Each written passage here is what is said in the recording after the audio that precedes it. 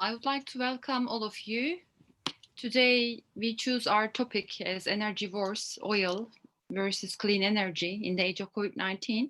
But first of all, I would like to mention about ICDD. My name is Elif Selin Calik, and I'm doctorate researcher based in London. Uh, I'm also associate director of International Council for Diplomacy and Dialogue. First of all, I would like to mention about ICDD, as I said before. Who are we? The International Council for Diplomacy and Dialogue has been formed to express the needs of people in the midst of crises and composed of analysts, activists, diplomats, scientists, scholars, and journalists as well, and educators. So our organization is committed to facilitating negotiations between the political rivals and serving as an unofficial conduit where official contact is impossible, and participating in international forums such as UNESCO or World Economic Forums. ICDD administers symposia and meetings, consults on political issues, generates agendas for dealing with complex issues, and brings together the most unlikely partners. So I would like to highlight, of course, officially recognized by the European Union, United Nations, and UNESCO. Our organization is working with representatives of civil society in many states around the globe. Our principles and commitments speak to pursuit of peace, human rights, social justice, economic equality, and saving environment as well. So in cooperation with you, today ICDD hopes to make the world a better place, and at the age of COVID-19 especially, and it strongly believes that is possible. So today I'm joined by Dr. Omid Chokri. Welcome, Omid. Can you hear me? Yes, thanks for having me.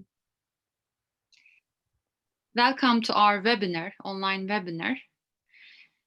I will give the floor to you, our online floor to you. But first of all, I would like to briefly mention about your background, if you allow me.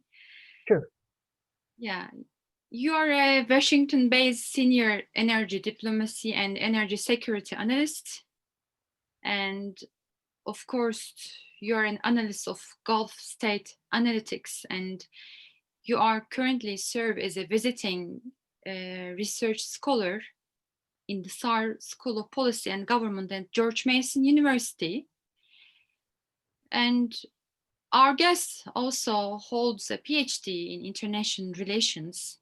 And this is very important to highlight that his primary research interests include energy diplomacy, United States energy policy, geopolitics of energy, and Iran-Turkey relations. You have a book, you wrote a book last week, it was published. Last year, sorry, as far as I remember, between the energy relations between Iran and Turkey, and also Iran and Russia relations. And your last book is going to publish very soon. It is called United States Energy Diplomacy in the Caspian Sea Basin. So this book discuss before our webinar, I had a chance to check out your check and read a little bit about the book, and it discussed, as far as I understood, it discussed United States energy diplomacy in the Caspian Sea region since 2001. So my question is, can you please briefly mention about your book? Why does the United States give importance to the Caspian Sea region, that region, within its geopolitics and its energy diplomacy? Yes, thanks again for having me. This is a book which will be published by, I think, end of March. And this is the first book which published about the U.S. Energy diplomacy in general, and especially towards Central Asia and Caspian Sea. During George Bush administration, the amount of oil imported from the Gulf state increased to 60%, and it was against U.S. national security and U.S. energy security. In this regard, Bush administration tried to find alternative resources rather than Gulf state and Middle East, and they focused to Caspian Sea as an alternative for Gulf resources.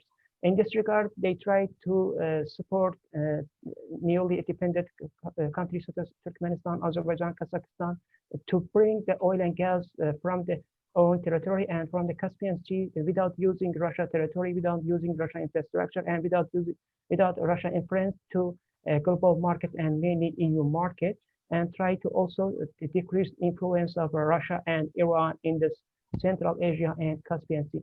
In my book, I also mentioned about the major actor policy towards Central Asia and Caspian Sea, such as China, EU, Turkey, and India, and also the energy policy and foreign policy of five Caspian Sea states, such as Iran, Russia, Turkmenistan, Azerbaijan, and Kazakhstan. And also I focus on about the pandemic, oil price war, and new great game in the Central Asia, and also I mentioned in final chapter about the challenge and opportunity toward the U.S. energy industry during a new elected Joe Biden administration, and we can focus in detail in future questions. Yeah, perfect. Amazing. So, if you allow me, I would like to give you the floor. You are our first speaker, and then I will take the opportunity from you, and then I will mention about our topic. So floor is yours. I hope it will be very beneficial for our audience. Yeah. Yeah, I'm trying to give brief about the energy market and also about the possible Iran and Biden administration possible agreement and the effect of such agreement in global oil market and also global energy. This is very current issue and very important in terms of geopolitics. Yeah. Yeah, as you know, during Trump administration, Trump withdrew from the GCPOA agreement and imposed a sanction against Iran oil export and give a chance to a major importer of Iranian oil such as Turkey, EU, and South Korea, India, and China to continue importing oil from the Iran for 6 months. And after 6 months, they ask all importers to cut importing oil from Iran, and Iran just will be able to export oil to gray market, and China will be major buyer and importer of Iranian oil. Iran succeed to keep a little of its share in global oil market and regional market due to a low price that which proposed to buyers such as China, and also Iran covered in insurance and tankers, insurance and tankers which carry Iranian oil to market. And as you know, 2 days ago, the Biden officially became U.S. president, and Iran hopes to came to negotiation with the Biden administration to sign a new agreement and to lift the sanction against Iran energy sector, and Iran will be back the market. But the main issue is that the U.S. knows that during the Obama administration, when the first agreement signed, GCPOA, Iran used the money which give from the U.S. to support proxy groups such as Hezbollah, Houthis in Yemen, in Iraq, Afghanistan, and other countries to destabilize the region. And Biden administration knows that if sign such agreement with Iran, they do not guarantee that Iran try to continue the escalation foreign policy, and it will be not easy for Iran to sign an agreement with Biden. If these two countries sign a new agreement, it is possible to Iran to get back to market gradually, but it is not very easy because major energy consumers try to find alternative for Iranian oil, such as I mentioned, India, China, Turkey, and other countries. Iran should to propose new conditions for importers to keep its share in the short term, but in the long term, Iran needs foreign investment and foreign capital, foreign financial capital to recover oil and gas production capacity. As you know, Iran holds the second natural gas reserve, but the share of Iranian natural gas export less than 150, and Turkey, Iraq is the measure of Iranian natural gas imported. Turkey trying to find alternative for Iranian gas, and the current agreement will be end up by 2026. And Turkey is not interested to import gas from Iran. And Iran have to propose new conditions to Turkey to keep its share in Turkey market. And also, Turkey is trying to build new pipelines from Iğdır to Nahçıvan to supply gas to Nahçıvan, and Iran, Azerbaijan no need to swap gas from Iran. And also, Iraq is trying to sign new agreement with Saudi Arabia to build new solar and new natural gas power plant to supply electricity demand, and trying to decrease its dependency of electricity and natural gas import from Iran. The situation shows that if Iran did not sign a new agreement with the US and solve the problem with the West, is going to lose its influence in OPEC, OPEC Plus, and also in the regional energy market, and also due to shortage of financial research and high technology, Iran oil and gas production capacity gradually decreased 8% by annually, and Iran needs to recover it by attracting high technology from the Western country. The technology which is used by Russia and China is not enough for Iran to cover all its demand, and it needs high technology from from EU and US. As you know, US companies are unable to invest in Iran due to second sanction, and it is not easy for Biden administration to remove second sanction to allow a US oil energy company to invest in Iran. And about the about the Biden administration, as you know, the first day in his presidency, he rejoined to World Organization Health, and also rejoined to Paris Agreement, as Trump by 2018 withdrew the Paris Agreement. U.S. rejoining to Paris Agreement will allow to this agreement to be more effective in whole world, and other countries such as China or India to, I think, try to follow the U.S. to do according Paris Agreement principle. And also Biden's more focus on renewable and clean energy gives an opportunity to U.S. companies which active in energy sector, mainly in energy and clean energy, to more invest in R&D, and also more invest in new project in all states such as Virginia, Florida, Texas, and California in general. And it is the best chance to increase the the share of employment in renewable energy, and also decrease to fossil fuel, and could help to the U.S. to decrease the CO2 emission, and also try give them an opportunity to U.S. to more influence in global energy market, mainly global renewable and also global innovation in energy market in a domestic and foreign era. And also this is the best chance to more invest in electric vehicle, and also, as I mentioned, in energy efficiency, energy innovation, mainly in renewable energy.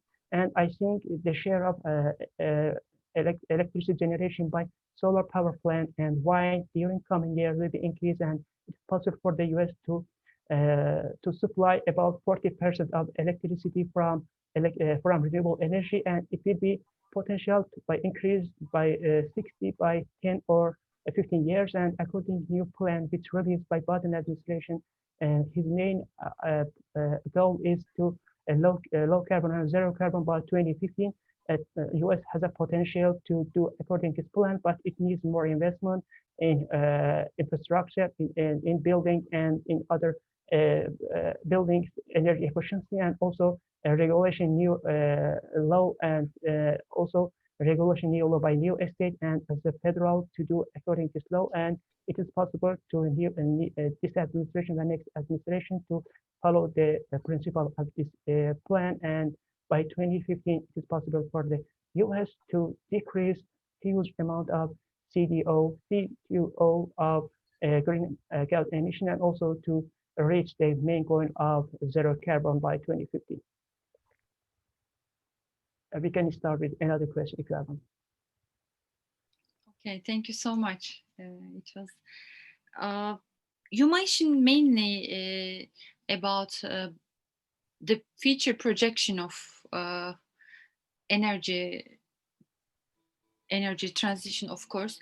My question is, you know, after Trump administration, there was a huge gap and there was a huge rift between European Union and United States.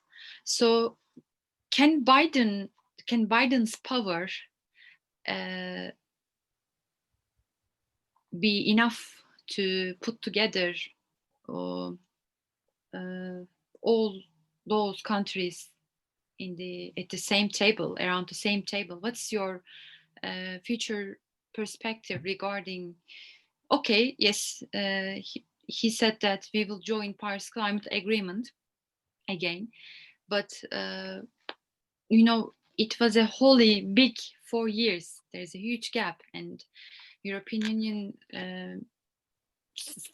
made a lot of steps, you know, regarding new transition policies before COVID-19.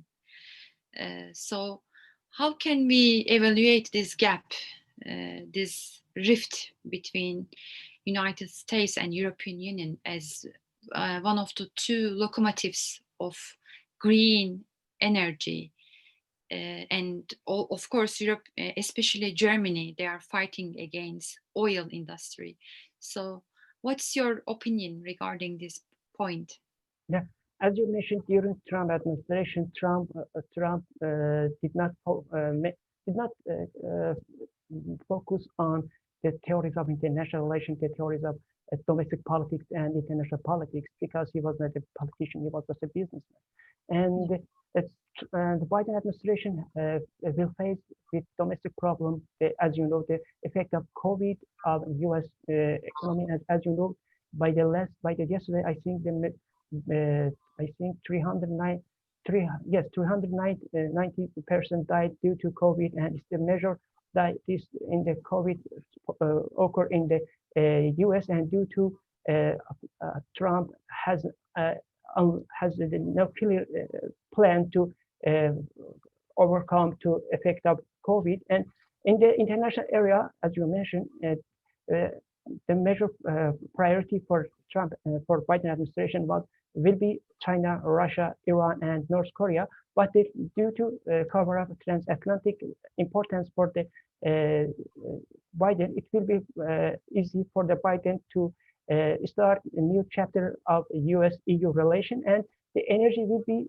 the leverage of EU and US relation. As you know, US during Obama, George Bush, and Trump administration, and also during the Biden administration, trying to reduce EU dependency of Russian gas and reduce monopoly of Gazprom to EU energy market, and trying to export more LNG to EU market to create a balance between LNG and Russian natural gas. But it is not easy for the US because due to distance and also due to price, the US natural gas price in some EU country energy market is not competitive with Qatar and Russia LNG and Russian natural gas.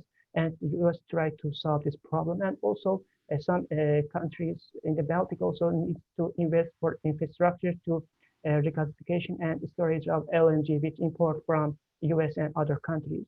And the main issue between Germany as one of main key member of EU and US, the Nord Stream 2, as you know, during Trump administration, the US government and Senate imposed a new sanction against Nord Stream 2, but it seems that both Russia and Germany is interested and fully supported politically and economically to this project to be operative. And I think if the Biden administration wants to recover its relation with the EU and also as a Germany as a key member of EU, I think in the Nord Stream 2 project maybe try to come to table and find a solution, win-win situation for EU, US, and Russia. But So you mean that this Nord Stream project will be healing project? yeah. You know, US believe that it's not economic project, just it's a political project mainly operated by Putin administration to divide the EU as a pro-Russia and pro-West, and also trying to create a new gap between US and EU, and mainly between US and Very Germany. important, yeah. Yeah. Okay, but in this regard, as I mentioned, Biden needs at least 1 or 2 years to overcome all major crises which created by Trump in international era, mainly U.S. relation with EU, and also with Germany as a key factor in EU. As you know, after Brexit, we have two major decision makers, France and Germany. And US has to have a good relation with both if it wants to keep its relation and increase the influence in EU, keep relation with both countries, and also develop relation and as energy, as I mentioned, renewable and the energy export will be leverage of US and EU relation in coming years. Yeah, okay. It's amazing. I don't want to shift from our main topic, of course. I don't want to change our main topic, but as you highlighted, just it came to my mind. I just want to ask you. You can answer very briefly. As far as I know, you are studying. Of course, you are expert the energy relationship between Russia and Turkey. So. This Nord Stream project is very important, and also Turkey was one of the partner of that project.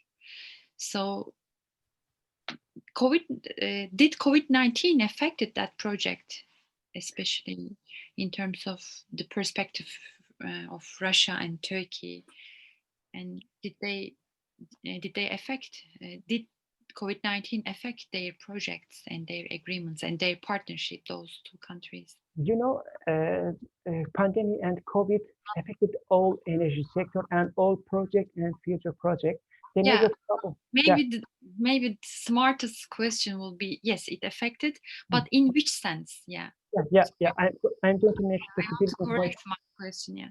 Yeah, you know, the oil project, and as you mentioned, the Russian natural gas, oil, and LNG projects such as Arctic and Yamal, fully supported by the Russia government, and also Russia have, I think, sufficient financial resource to operate it and to complete this project according to the initial plan. But the problem is, due to COVID, there is no demand, more demand for oil and gas in the market. All energy consumer and energy procedure needs at least 6 months to 18 months to recover and to recover its economy to get energy demand before spread of COVID. And the point is, the majority problem which COVID imposed to energy project is the financial and the declining the demand. If you have no demand, the operating the project is not as economically is not beneficial, and major energy companies and government trying to stop and delay the project in some project. About the Nord Stream, I think Nord Stream just concern just between Russia and Germany. I think you mean about the Turkish Stream, and as in the Turkish Stream, it's a sample of Russia and Turkey energy relation. As you know, Russia is playing important role in Turkey energy market. Turkey first nuclear power plant is building, but Russia, Turkey is one of Russia is one of Turkey oil and gas major supplier, and also Russia is also interested to have more share in Turkey energy market. But during AKP administration, this government trying to focus on the diversification of energy resource and make huge investment in constructing new LNG regasification in Izmir, in Mersin, and also new gas storage in Marmara and Tuzla and other places, and also focused in trying to be more import from LNG from Qatar. And also, as you know, Turkey is the second country in the region which import more LNG from US. And I think during coming year, Turkey is import more LNG from US and more LNG from Algeria and Qatar to reduce dependency of Russia and Iran. And diversification of energy resource could help Turkey to be energy center in the coming year. And if Turkey will be able to attract more financial research and liberate energy market, it will be easy for Turkey to be energy hub in the region.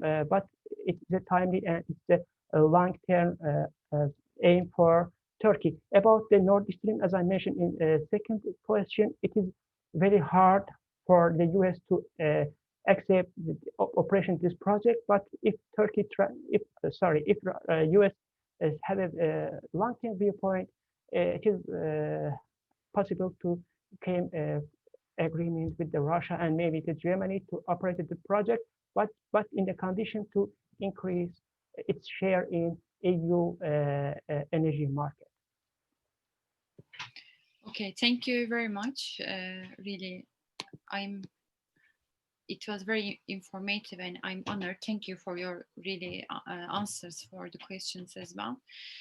I want to start with a question to my speech. Is the COVID-19 pandemic an opportunity to rethink our current energy system? So this is my question. By the way, can you hear me properly? Yeah, I can hear you. Perfect, amazing. So today I'm going to explain the global consequences of coronavirus and paint a picture of the energy transition, which is one of the main topic.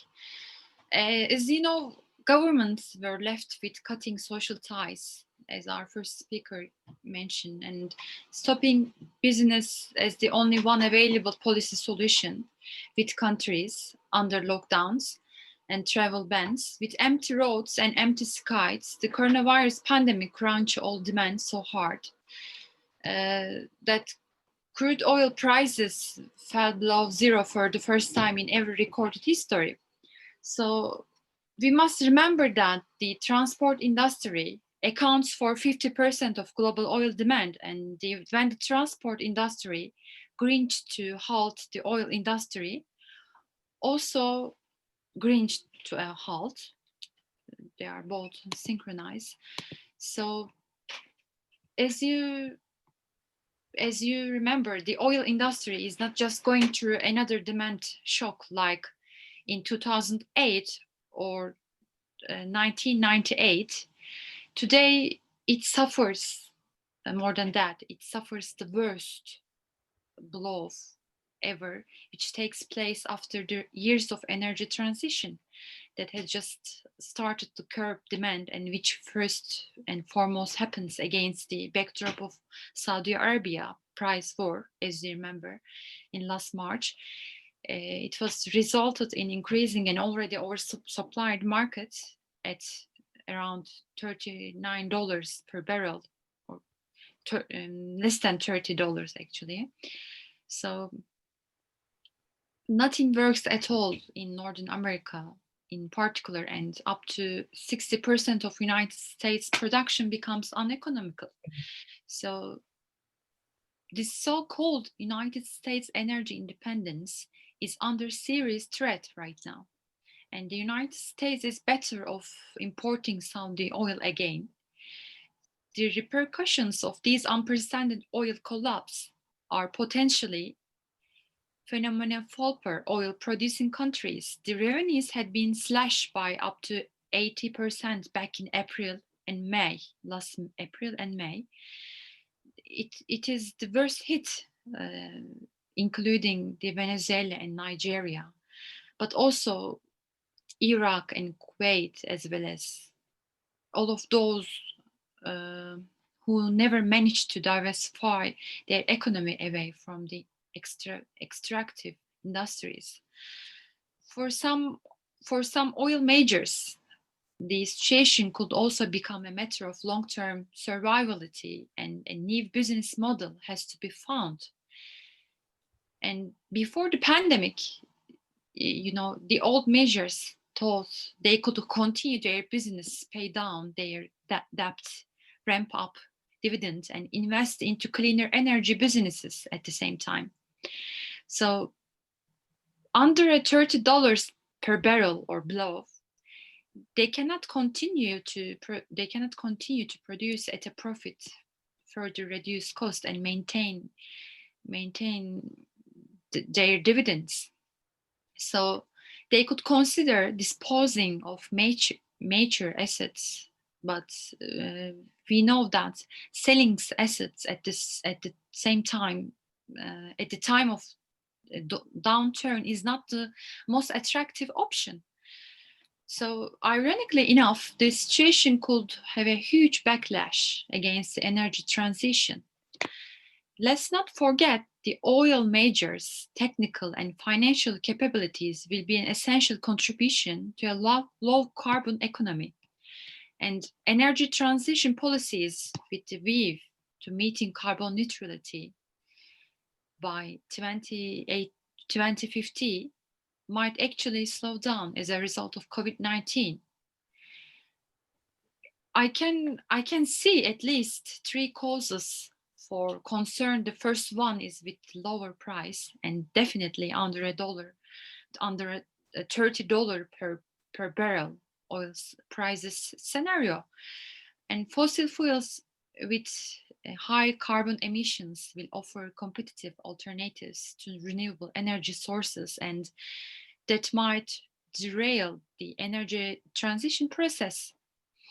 So it will be much more competitive to use fossil fuels with competitive logistics, with high concentration on energy and flexible supply chain, rather than developing more renewable capacity new build. So I think the second reason for me, the second reason could be a repeat of what we saw at the end of global financial crisis back in 2008, as you remember, 2009, 2010, essentially. So when we saw that the return to business as usual or actual resulted in a significant level of carbon dioxide, CO2 emissions worldwide. So by 2010, emissions reached record high level, and that was the reason why they signed the Paris Climate Agreement, and why, in particular, that most of the measures implemented by governments to stimulate the economies would be based on an increased use of fossil fuel, on kickstarting heavy industries and high emission industries. And fundamentally, we saw that the way back to normal was going through fossil fuels and carbon emissions, of course. So history could repeat itself, unfortunately. So, and history also could derail the action course consistent with the path towards meeting a temperature increase up to 1.5 degrees or 2 degrees by 24 or 2050, as you know. It is the main target of Paris Climate Agreement, which was signed in 2015 in Paris. And the third reason for me might be that the pandemic could leave governments that strapped too much in with too high an indebtedness ratio for them to be able to embark upon a new debt with a view to financing emissions cuts and the combat against climate change. This is why energy transition policies, unfortunately, might drop a few notches in order of priorities of governments. And I do believe the pandemic might, on the contrary, act as an accelerator of past trends, including fight against climate change, rather than slow down or hold the energy transition process. So the reason is that if we look at the pandemic at all, and the climate accidents are really, they are very similar in nature. Both are exogenous, both are physical systemic shocks, which are largely unpredictable and which destroy societies, as you mentioned, Dr. Ümit.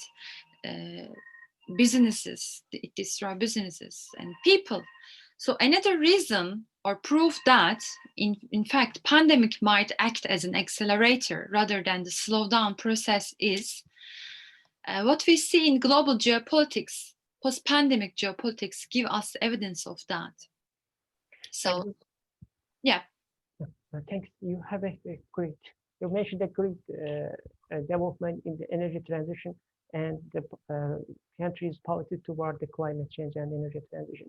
As you are aware and our audience aware, energy transition is a time-consuming and needs long-term, short-term, and mid-term plan with the huge financial, political, and economic support from the government and private sector. As you know, in the Middle East, a majority of oil exported countries did not concern about the climate change. It's a reality. I can give more example from my home country as Iran as a major oil and natural gas exporter. And in the 20-year development plan, which designed by 15 years ago, there is no mention about the climate change and effect of the climate change of Iran economy and Iran environment. It's the reality. In other countries, rather than the Emirates, all countries trying to produce and export more natural resources to keep power. That's it. But in some European countries and also during the Biden administration in the US, we can see major development in energy transition. And I'm following the last development in energy transition in the US and EU as in my research era. But in the Middle East and North Africa, we have we see the shortage of political support and political demand for doing according to the war. Yes. I think this is the war between green energy and not the countries. This is the war between green energy and oil. Yes, so the companies and countries. It affects OPEC countries. It affects other countries. Yeah. As we have two international systems. Countries procedure energy, countries consume energy. The countries consume energy trying to focus more energy transition, trying to more invest in renewable and clean energy to decrease dependency of natural gas and oil import from other countries, and also to do according to Paris Agreement. But the countries majority located in the Middle East and North Africa, the economy wholly dependent on oil and gas. What does it mean? Transition? They're just trying to export more, and they don't care about the 10 years, 20 years later. It's a reality. We cannot know that. I can give you more example in Iran, Iraq, Saudi Arabia. But Saudi Arabia started a new plan, but due to COVID and the declining oil price and the declining Saudi oil export, they have to stop and delay in some major projects in energy transition, such as the first solar power plant and new smart city. But the only country which will be leader of renewable energy and energy transition in the Middle East and North Africa will be UAE and Dubai City. They fully doing according to the Paris Agreement. But you cannot find other country rather than the Emirates in our region. I mean, in the Middle East. Yeah. But in the, as I mentioned, in the North America, just US will be Biden has a potential to do more according to Paris Agreement, and EU countries, Germany, French last year passing new law to banning importing more LNG from the US due to the quality of LNG which produced from the shale gas, and trying to reduce it by LNG from other countries which produce from the non-shale resource. And also I see in the some new plan by Belgium and Netherlands and Scandinavian country also trying to decrease trying to huge investment in renewable energy, and trying also to keep more innovation and energy efficiency in the homes. And it, as I mentioned, it's the time consuming. Not, I think the political demand in some countries we can see clearly, but in the major oil and gas procedure, we have this. We cannot see such demand and such concern between politician and decision maker in high level. Yeah, you're right. So that's why European Union state members and also International Energy Agency, they Yes. realize that COVID-19 is the war between oil. Yes. It creates the war between oil and green energy. So Green. that's why International Energy Agency and European Union state members have made it loud clear, and they accelerate their decarbonization policies and carbon neutrality objectives. So as far as you remember, the announcement last August by European Commission President Ursula von der Leyen, as well as Angela Merkel and Emmanuel Macron, of a gigantic European recovery package is clearly showing what you said actually. Yes, and the amount of package, which includes a mix of grants, loans, and guarantees, is absolutely mind-boggling, and it reaches a total of 1.85 trillion euros.